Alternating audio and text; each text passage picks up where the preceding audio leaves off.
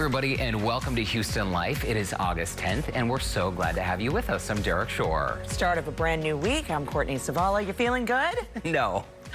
Why? No, I feel good. I feel great. I'm still just sort of tripping that it's already August 10th, and I feel like this year, again, is the fastest, slowest, strangest year. I mean, my mom and I were chatting on the phone the other day, and I said, Mom, are we going to go the entire year 2020 without actually seeing each other? For the first time in my life, I will go an entire year without seeing my mom. I don't like it. It's making me uncomfortable. Yeah. And again, like, we are staying apart is what keeps us all safe, right? And this is what we should be doing. So I feel like we are being responsible. But we were talking about holiday plans, and I'm not sure we'll even get together for the holidays. No, I know. I mean, we're in the same boat. You know, we didn't see my dad. Normally we go in August to Chicago and hang out, watch a baseball game, see the, you know, experience the cooler temperatures for a minute. Didn't see him, not seeing my mom. I mean, who knows what's going to happen? I know, strange times. Absolutely. But I'm trying to just look at the bright side of things, and I feel like connecting with people in different ways. I mean, within your own household, if you live with someone else, you can connect with that person, right? Hopefully your bonds have gotten better, not worse, right? Absolutely. And I think for parents who have been homeschooling their kids, there's been this whole strange new world that you were thrown into early on. I will tell you, I have so much anxiety about this next school year. And I think it's the right decision. I think that, you know, we need to get these numbers down and stay safe and healthy. But, you know, whereas before, we were all thrown into this. So we really didn't know, you know, how long this was going to last, or when the kids actually started their school year at home, it was sort of like, sit at the dining room table, you're in the kitchen, you're in the living room. Like, it was just all over the place. So now there's some real attention to actual private space for the boys to actually get their work done. And now there's way more structure within the school districts, and, you know, timelines, and assignments need to be uploaded by a certain time, and attendance to be taken every single day. Not that that's not a normal thing, but you have to be able to log into these different platforms, and, you know, more of a structure, which I think is great, but also it's just sort of like, I honestly feel bad for my kids. Like, we're not teachers, you know, and it's on us to work, get it all together, and still expect our kids to get a little smarter. Yeah, it's a lot. You know, I tried homeschooling once when I was in the 8th grade. We had moved schools, so I had been in a different school for 4th grade, 5th grade, 6th grade, 7th grade, and then 8th grade. And we're having trouble with our IFBs, in case you just saw Courtney. Sorry, I'm trying to... We can't hear each other or anything, so control them if you could. Yeah, I was trying to give some sign language. We always do this, like, oh, Derek's on a close-up, so I'm gonna do this. Yes, and right. It's caught, whatever. We were caught, it happens. But when I finally was in 8th grade, it would have been my 5th school in 5 years. And I was like, Mom, I can't handle it. 7th grade, I was bullied so much that it was, like, really traumatic. Absolutely. Are you trying not to laugh right now? No, I'm not, because I'm hearing something else in my ear now. And your story, though, I want you to continue, because I think that there's so many people who can relate to this, and trying to get yourself and your kids out of a situation to get them in a situation where they can learn and be who they are. Right. And that's the thing that so many kids, I mean, we had during Pride Month, we had a guest on the show who talked about so many kids who go to school every day, and they don't focus on their studies. They have a hard time focusing on their schoolwork, because their primary concern is just how to avoid the bullies all day long, how to avoid getting harassed. So I think that one thing, maybe the takeaway for so many people who are homeschooling in this scenario, is maybe people can be in a safer space, you know, just to learn and focus on that. Okay, here's the problem now. I turned up my earpiece, and so I keep getting busted. I turned, because I thought I didn't turn it on, and now it's super loud. So So, okay. Wow. This is off to a banner start. Sometimes we have technical problems here, but it's just, you know, part of the routine. The good news is a lot of parents have been bonding with their kids during lockdown. And again, we know this has been such an adjustment for so many people, my friends included, you included, right? This whole new world of teaching at home. But there was a study done about how parents have bonded with their kids during lockdown. And one of the top ways was simply just by playing a game with them, a board game or a puzzle. You know, and I totally agree with this. We did game night or taco cat goat cheese pizza, this fun card game that we got at Learning Express. Did you ever send it to your nieces? No, okay. I didn't. I have it in our gift closet waiting to ship off, but we have a set ourselves. We just haven't played it yet. It is so much fun. And literally, we played something every night, some kind of game, even just something similar, categories. Let's play categories tonight. And we just name cars or movies. And if you get stumped or it takes longer than 5 seconds for you to name, you're out, you've moved on. So, you know, just I think, and so many of us, kids, no kids, this applies to everyone. What the quarantine has done for all of us is we're not going from point A to point B. We are in a place where we're able to sit down, eat dinner together, not worry about what event we need to go to, what work thing, where am I going? Granted, there's Zoom calls and all these other things, but you're not going out per se to all these other things that you've said yes to. Right. And no practices and all of that. So I loved that simpler time. Maybe just sitting outside watching, seeing everybody in your neighborhood ride by on their bikes and people waving. I mean, it sounds silly, but I've totally enjoyed that. And actually sitting down, having dinner together. Not that we didn't do that before, but I feel like maybe Orlando and Connor were off someplace. And so AJ and I were doing this, or, you know, quick dinner and then rush off to whatever it is. Yeah, so I feel like it really allowed us to slow down and not worry about where we needed to be. Yeah, same. We've taken walks through the neighborhood. Yeah. We never would take time to go through the neighborhood and just walk, because typically Brandon has a million events going on with his job and I have a ton going on with this job. Yeah. And we like to go to the events together when we can, when we don't have conflicting events on the calendar at the same time. So whether I'm going to one of his work events or he's going to one of my work events, I mean, it has been so nice to have nothing on our calendars. And Frank Billingsley, one of our friends, Frank's like family to us, right? He's the best. Love him. And he was showing us a while ago his calendar on his phone. And he said, look at this June calendar a year ago. Every single night, it was like, MC this event, do this, a luncheon for this, a breakfast for this, a blah, blah, blah. And then compared to June of 2020, nothing. Wide open. Yeah. Wide and open. It's also been great too. I love this because we've been watching different movies and fun movies together, or we had the boys sit down and watch Golden Girls, a couple episodes. Yeah, AJ loved it. Connor was confused, but you know, AJ's my guy that we can sit and watch, you know, Hallmark movies together, and I don't know, but it was just fun to be able to sit down when you really wouldn't do that before because life gets in the way. Yeah, it's nice to focus on the simple things in life. Hey, did you know the Golden Girls house is for sale now? I know. I think it's $2.999 million, so a penny away from $3 million. But it's in Brentwood, California, and it's for sale. They didn't shoot the series inside the home. They just used that the facade, exterior. right? Yeah. Yeah, but that's kind of cool. I mean, if we had $3 million, that would be kind of nice. Go in on it together. Let's do it. Let's do it. We never get full asking price anyway, so I feel like we could lowball them. We could offer them a lot lower than that. I'll give you 300 for it. So other ways that parents have been bonding with their children during lockdown, showing them your favorite movies or an old TV show. I mean, there's so many old TV shows, I mean, that aren't actually old at all. No, They're but like shows from the 90s. Yeah, Friends.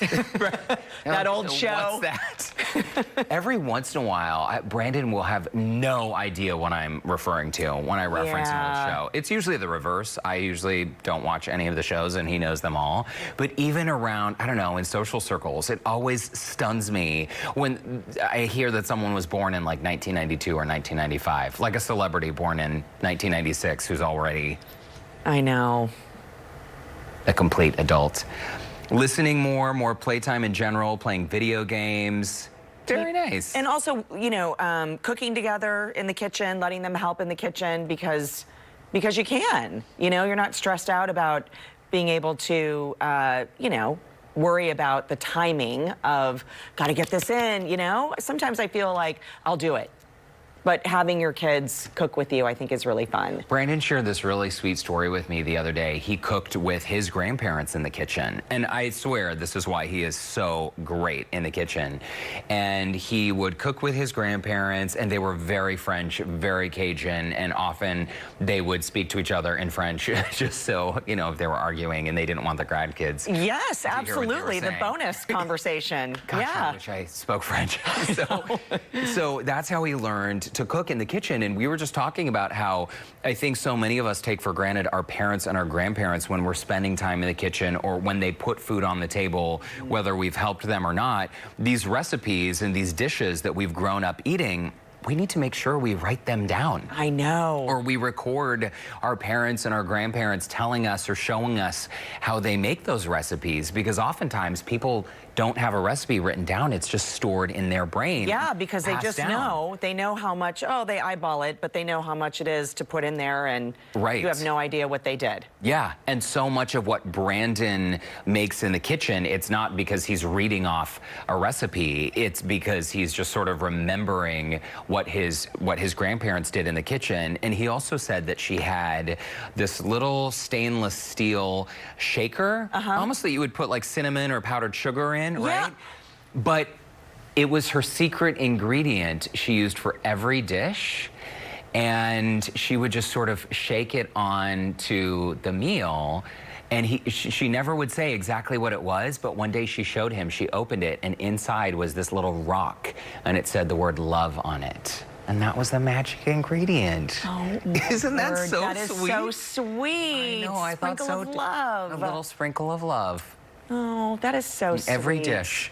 Oh, I love it. I love it. That's Warms a great your heart, story. right? Yeah, absolutely. Yeah, so making memories and tradition. Hopefully that's something that more of us have done during this extra time at home. Absolutely. Okay, this is such a cool story. I'm so excited about this for today. For years, she's been investing in companies trying to make it big on her hit TV show, Shark Tank. But after the COVID-19 shutdown, she's now helping small and micro businesses keep things afloat. Yeah, she's an incredible woman and entrepreneur. I chatted with real estate mogul Barbara Corcoran about her remarkable story about how she became a millionaire, and I also asked her advice for local entrepreneurs. I've been a fan of yours for a long, long time. A lot of people, they see you on television. Of course, they know you from Shark Tank and the Today Show. Let's go back, though, to before you became this self-made businesswoman. A lot of people might not realize that in your 20s, you were really hustling, working as a waitress in a diner. Yes, well, nothing wrong with that. I was the best paid waitress. I got the biggest tips. That has to count for something. But I really had my first lucky break working as a waitress, which was my 22nd job, as I had worked since the time I was 11. And in that particular job that night, a man walked in, ordered a cup of tea, and he became my first boyfriend. And it was he who loaned me the $1,000 to start my real estate company 1 year later. And that real estate company, fast forward to 2001, you ended up selling your brokerage firm for, what was it, $66 million? Yes. Not only did I sell it for $66 million, I put it in my checking account so that every time I went to my Citibank machine, I could get a receipt out that said $66 million on it. That must have felt really, really good. So describe to us the fire inside you. What did it take for you to take that leap of faith, leave your job at the diner, and become who you are today? Number one, you have to realize I had nothing to lose and nowhere to go but up. If things didn't go well, I'd return to the diner or get another diner job and become a waitress again. It wasn't any big deal. I was happy as a waitress. It wasn't like I aspired to anything special. So taking a flyer on a real estate company might sound more important, but it really wasn't. I was opening doors for people, showing them little apartments to rent. And so one job seemed pretty much like the other until I realized the very important difference was I was working for myself. I didn't have a boss. And if I was motivated before, with a boss on my back, I sure was motivated when I was the boss. And I realized I never wanted to work for anyone again. That was paramount to my success, knowing that I was a phenomenal boss. Very empowering, I can imagine. Of course, Barbara, over the last few months, we've seen so many small businesses, micro businesses really struggling. We see it right here in Houston. You're doing something that's really cool. You're offering this seminar that's free for anyone who wants to tune in and get some of your sound business advice. Absolutely. It's a whole series of webinars, and it starts on July 22nd. Why it's so important is I'm doing it in conjunction and partnership with AT&T Business. I've always learned in my life that if I had the right partner in anything, I could accomplish anything. I never worked alone. Anything I ever did, I had the right partner who had an opposite skill set to me. And together, the 1 and 1 equaled about a 5 in any business that I was in. We're going to teach people what they got to do to get their head on straight and what they have to do to go back to their workplace and really get their engines going, and what steps they have to make the business bigger and stronger, so that when they come out of this thing, whenever the thing ends, and none of us know that, they're going to have fewer competitors and be a bigger business than they started off with. But it takes a lot of work, and it takes a lot of smarts, and we're hoping to provide all that smart thinking. How do people tune in? It's so easy. It kicks off on Wednesday, July 22nd. You go to 888barbara.com to register. You get all the information that you'll need just to get right on. And Barbara, just any parting words of advice for some of these business owners out there who really are struggling to find a light at the end of the tunnel right now? It sounds like you have a great attitude, and even during your business setbacks, that you were able to just sort of bounce back and know things would get better. But what sort of parting words do you have? The only thing you're lacking in a bad time, if you're in small business and you want to get ahead, is the attitude or belief that that's really the way it is. And I'm a walking, talking example of exactly that is the way it is, because that's the way business life is. The worst times are the best times. And if you can get through it, you come out of it and you become bigger and stronger with less competition than you ever dreamed would be possible. And so you have to bear in mind the fruits of that energy now, what you're running for. Rather than thinking, let me wait it out. Oh my gosh, poor me, poor me. I've also noted that the minute an entrepreneur thinks, oh, poor me, it's over. You can't blame your problems on someone else or shirk that responsibility. You got to get busy and get going. And so it's really a headset thing. Barbara Corcoran, you are a fighter, you're an inspiration, you got a lot of fans out there, and thanks so much for doing what you're doing to help these small businesses get back on their feet. My pleasure. Thanks for having me. What an incredible woman with a great story, and a reminder, even more incredible for everyone else out there, this webinar is totally free. The next one's happening this Wednesday. We do have a link on our website under the Scene on Houston Life section. And she is a major powerhouse. Still ahead on today's show, how to prepare for your dog for when you return to work. It's a true question we all need answers to. The puppy expert, Stephanie Bennett of Believe in Dog Training, will share tips to help transition dogs to being left alone again. But first, Courtney, I think you and your son AJ are chefing it up in the kitchen. Looks like you're having a good time. We are talking with local cookbook author, mom, and blogger Leanne Chattanier. She's inspiring us to all get our kids into the kitchen next. So glad to have Leanne Chattanier joining us via Zoom, and of course her sweet son Parks, who's 4.5 years old. He's super excited. We almost to nap time. Sorry about that. Hey, listen, that's okay. It happens, you know. Well, we appreciate you. We miss seeing you in studio. And what I love about this quarantine is I've been able to really see your videos that you're doing, Leanne, in the kitchen. And what I think is so great, your recipes are so easy. They're so good. My entire Thanksgiving menu came from you. So thank you for that. I made all of those dishes that you brought on the show. But I also love cooking with my kids. And I think this is so great. Why did you decide to start doing this with Parks? Honestly, from the time he was a baby, I would literally prop him up in the kitchen when I was cooking. So he saw me from the beginning in the kitchen. So as soon as he got probably, old enough, 18 months old, probably I got this little stand that I put in the kitchen. It has rails all around it.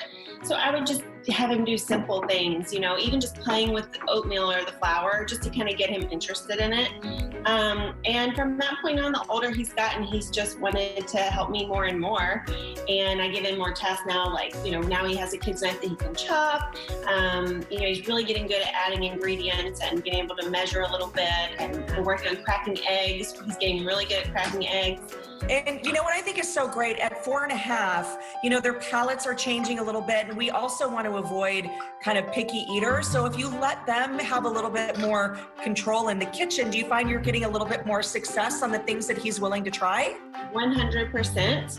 I find that most kids, if they help make whatever is for dinner or breakfast or lunch, whether it's vegetables or fruit or whatever it may be, they're way more likely to eat it because they, you know, they help make it. So they touched the ingredients and they felt it, and it's not foreign, and they knew that the spinach was going to be in there, so they're much more likely to eat it. Well, and I've got to talk about, because Parks has his little kid knife, right? And I've got one for AJ too. So we've got that. You would recommend something like this if we're going to have our kids in the kitchen, right? Yes, yes. I mean, it teaches great knife skills, but obviously safe knife skills, so they cannot, you know, cut themselves with these sorts of knives. But they really are so realistic that it shows them how to hold it, how to chop it, and you can really go over knife safety that way and, you know, start those good habits early on.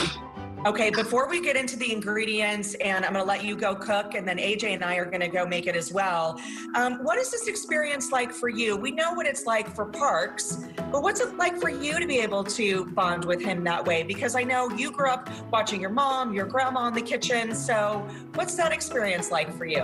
Oh, I love it. Nothing makes me happier than having him in the kitchen with me and seeing him, you know, be so excited about ingredients and, you know, pizza doughs and just like making food from scratch is just, you know, I hope that it continues as he gets older, and I hope that one day, you know, he loves being in the kitchen as much as me, because that's where it all started for me, was, you know, being with my mom in the kitchen. I don't know if you could see, but he was in the back going like this. Yes.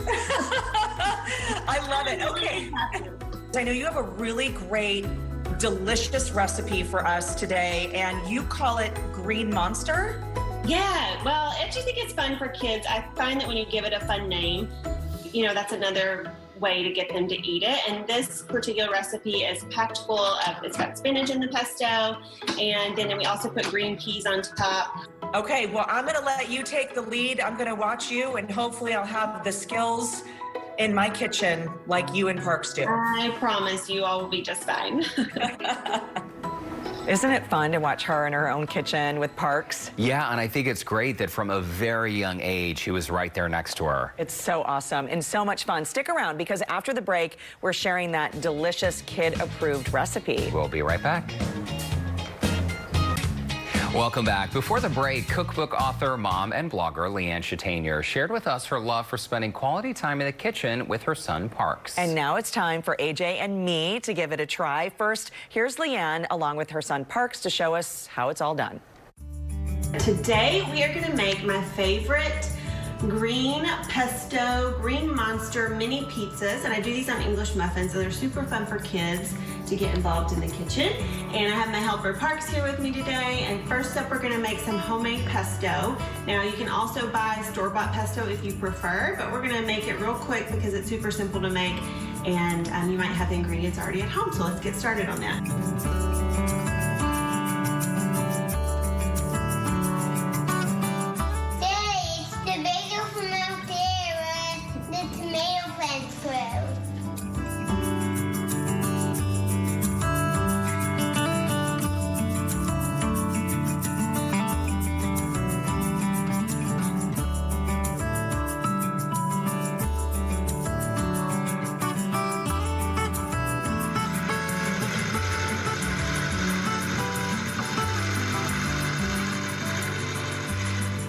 So this is the consistency that you're wanting right here.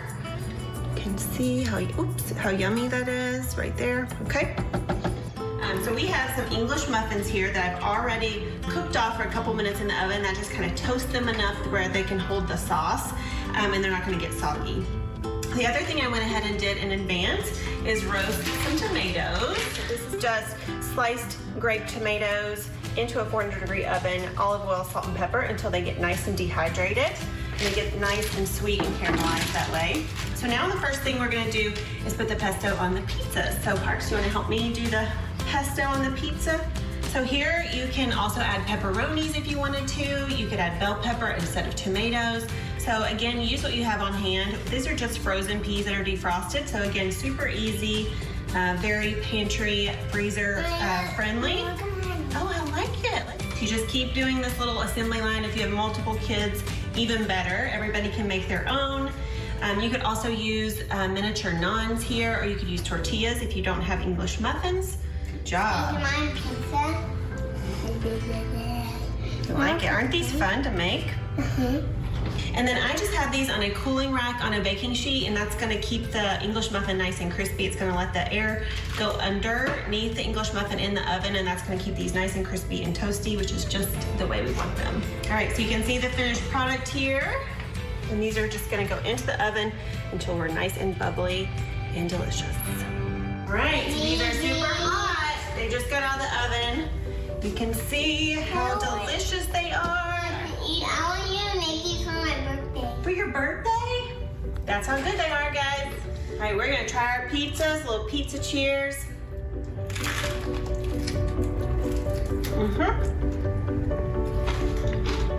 What do you think? Thumbs up. Kid approved. I'm gonna turn it back over to Courtney, and she's gonna also try and see how easy this recipe is. Goodbye. Bye. And with that, AJ and I have to give it a try. We begin by roasting the tomatoes. Next, we add pesto, mozzarella cheese, and the roasted tomatoes on the English muffins. Okay, our pizzas are ready. You ready to see them? What does it smell like? Delicious? No, it smells like paradise. It smells like paradise. Oh my God, that looks so good. Check it out. Oh my God. That looks so good. Ah, perfect.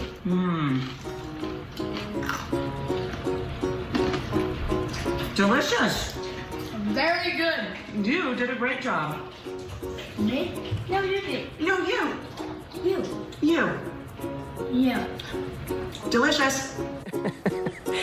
We have made that a few times. I gotta tell you, it was so yummy to have around, and it's a great little treat for the kids. It's great after school. You know, I know school's still, it's gonna happen, but it's a great snack too. Yeah, and nothing like fresh pesto as well. It looks like AJ had a lot of fun. He did. He loves to cook, and it was so much fun to cook with him as well. And check out our website for the recipe, and also a way to connect with Leanne.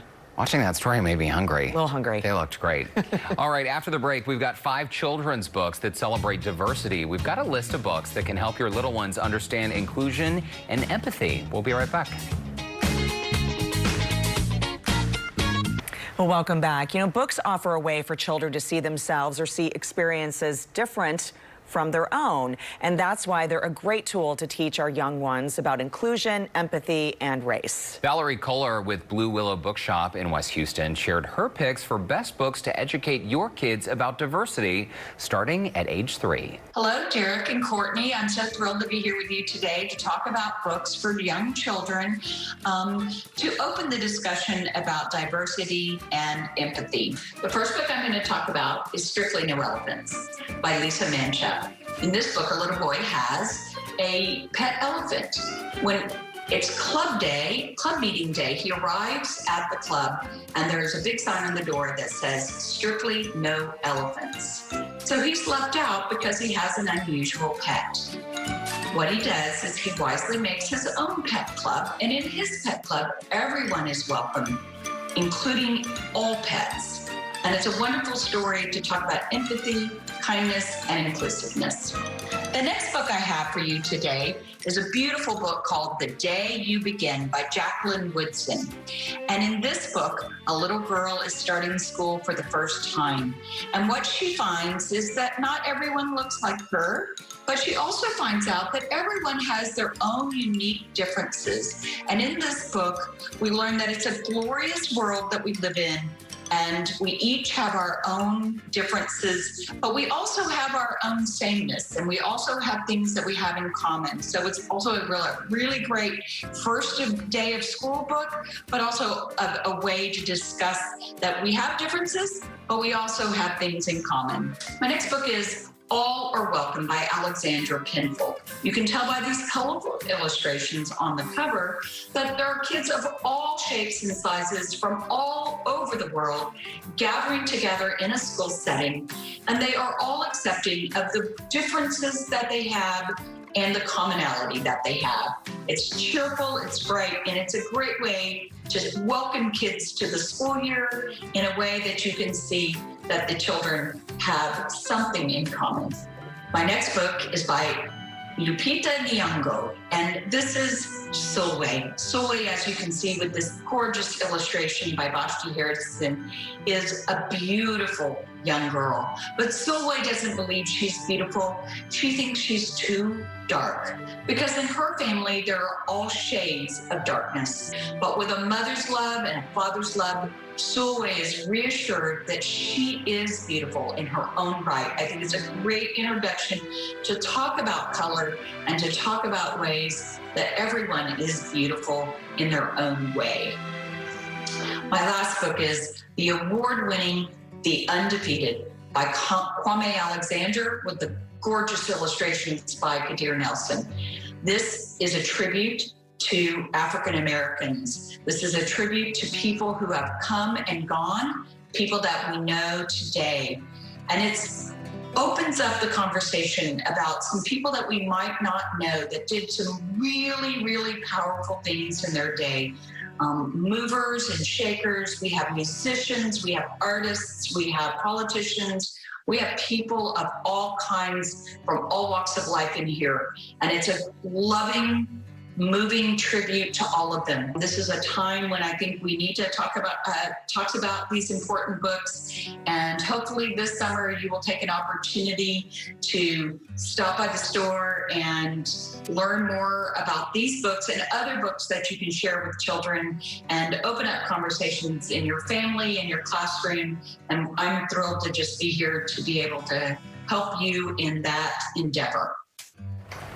That is fantastic. And starting again at age 3 years old, you can start teaching your young people about diversity and inclusion. All great titles. We do have a link on our website with all the titles Valerie mentioned, so be sure to check that out. And still ahead on today's show, Home Alone again. Find out how to prepare your dog for when you return to work. That's coming up next. Welcome back. Once COVID infections start slowing down and more people start returning to work, a major concern for dog parents is going back to work and leaving their pups home alone again. Oh, for sure. But to make this transition smoothly, the puppy expert, Stephanie Bennett of Believe in Dog Training, shared 4 helpful tips for this adjustment period for our fur babies. Hi, Stephanie. And hi, Texo. Oh, little buddy. You know, it's so crazy because our dogs and puppies have been spoiled during this time because we're all home.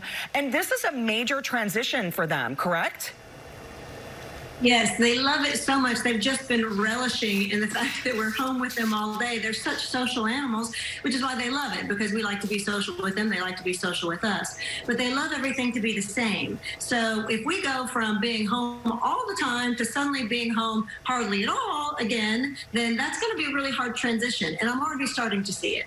And Stephanie, is that transition something that we should start making now? Like little by little, should we start leaving the house for, a couple hours at a time?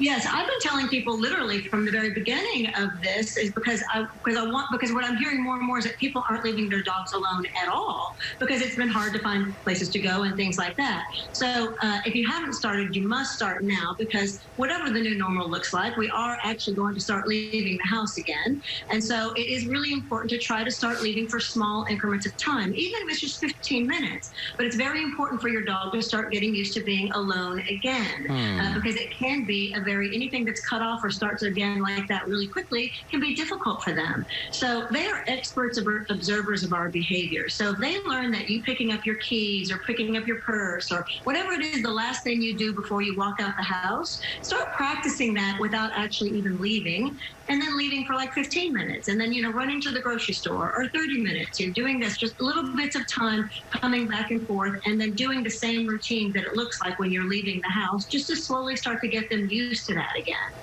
And what's so interesting too, Stephanie, is you say that we should start social distancing. We were just looking at some video of the person working and then the puppy's at your feet, or the puppy bed is right next to you. Yeah. So you say create that distance now.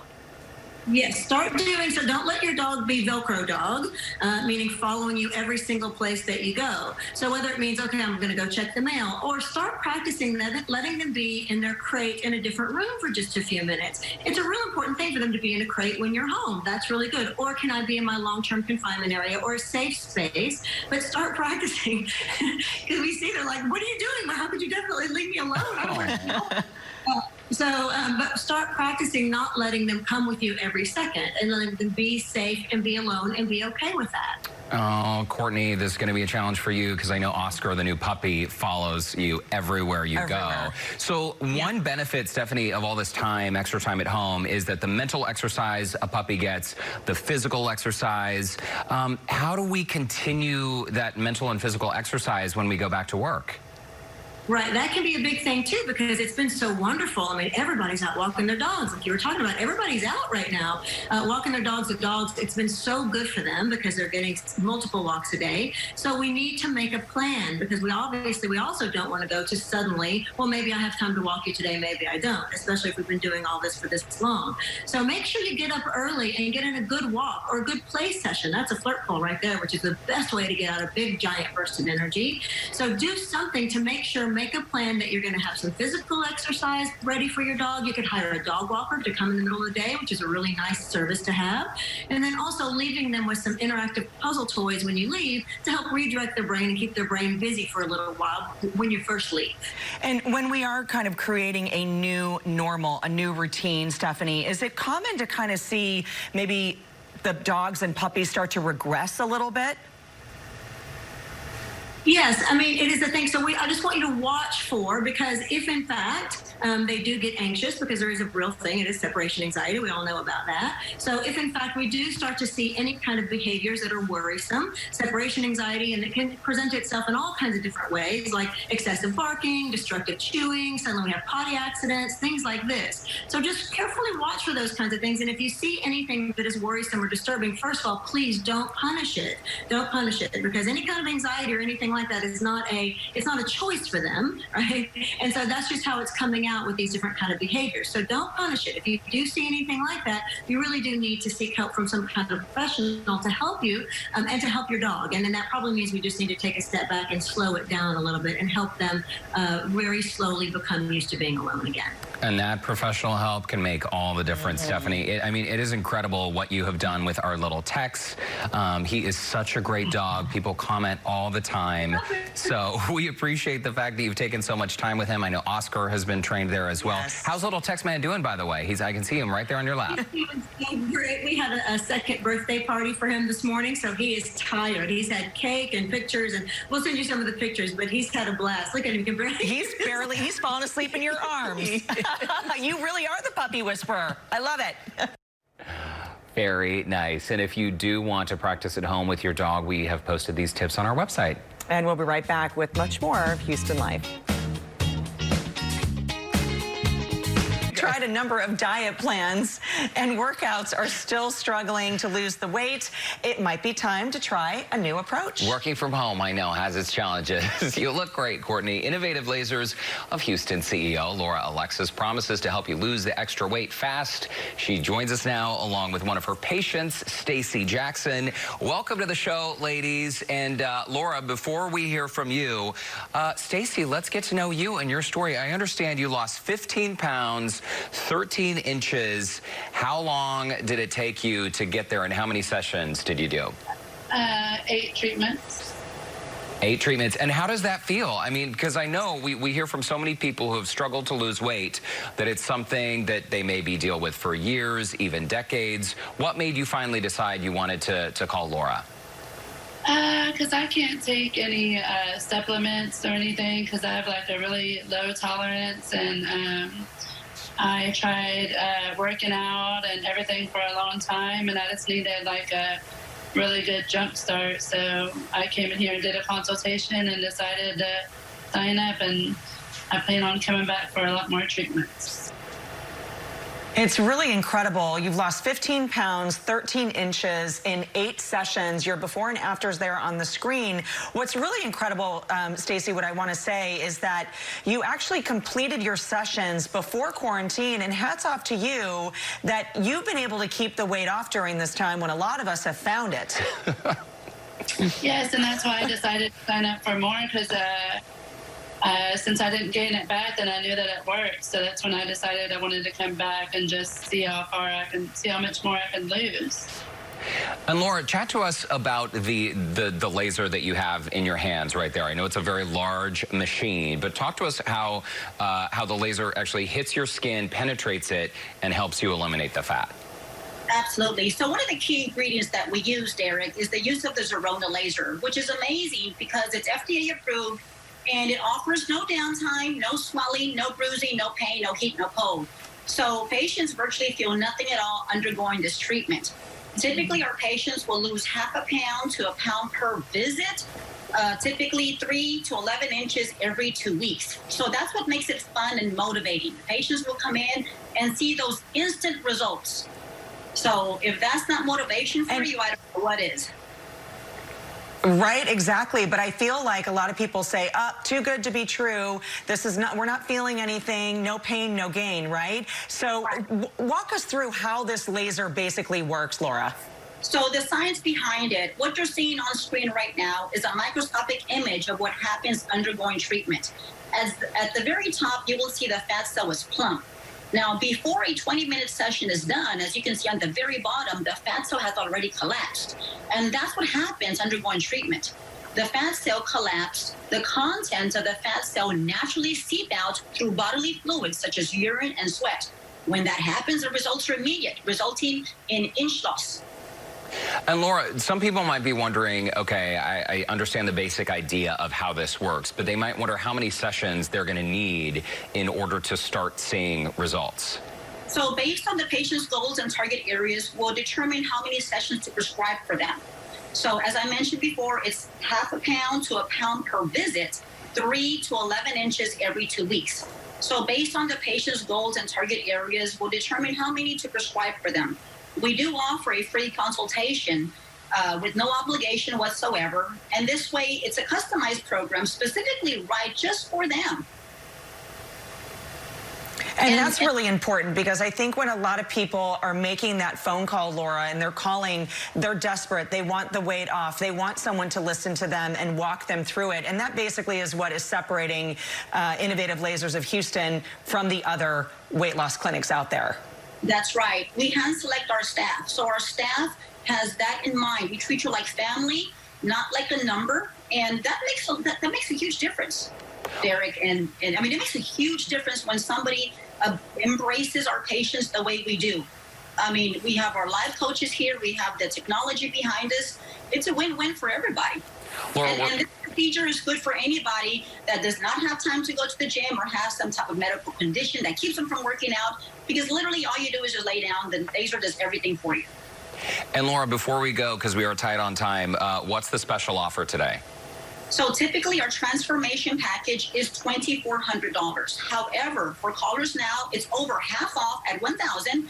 And if you're one of the first 100 callers, you mentioned Houston Live, we'll even throw in an additional 3 sessions for free. And that number to call is 281-888-3094. We have operators standing by right now. And don't forget, there's also treatment centers all across the city: Galleria, Spring, Clear Lake, Katy, Sugarland. Also, you've expanded to Dallas as well. Stacy Jackson, thanks so much for joining us today and sharing your weight loss story. And Laura Alexis with Innovative Lasers of Houston. It's always great to see you. We appreciate you through Zoom doing this. And by the way, I know we mentioned the number before, but if you'd like to schedule your free consultation, you can do so by calling 281-888-3094 or simply go online to their website, innovativelasersofhouston.com. Ladies, thanks again. Thank you. Thank you for having us. And Houston Life will be right back. Well, coming up on tomorrow's show, this guy, we love him, David Hornsby. You know, he played Boomer on Good Girls. He's also has a new comedy series on Apple TV, Mythic Quest Raven's Banquet. If you haven't seen it, it's hilarious. By the way, he's from Houston, went to the Kincaid School, and we're going to share what life has been like during the pandemic. Oh my gosh, he is so much fun to watch on Good Girls. Love David Hornsby. Plus, the baker's man, from Marine to banker, and now the baker's man. What led him to finally step out of the corporate world and follow his real passion for sweets? He built his business around miniature bundt cakes and now sells them around town. Sounds like a great business to me. I'd like to try one of those cakes. You know what? They are delicious. I've never had one. How is this possible? Oh, so yummy. I'm telling you. So good. It is one of our favorite things here at Houston Life to profile not only small and micro businesses, but really to highlight people who have followed their inner compass, who have followed their passion. And if you can make a career out of your passion, that is absolutely fantastic. Looking forward to getting to know him a bit better. It's a great story, and the bundt cakes are very good. It's a bundt. It's a bundt. Bundt. This cake has a hole in it. My Big Fat Greek Wedding. It's one of the best movies around. Guys, thanks so much for joining us today. That's right. We're going to do it all again tomorrow, so tune back in at 1. Sounds good. See you then. Bye-bye.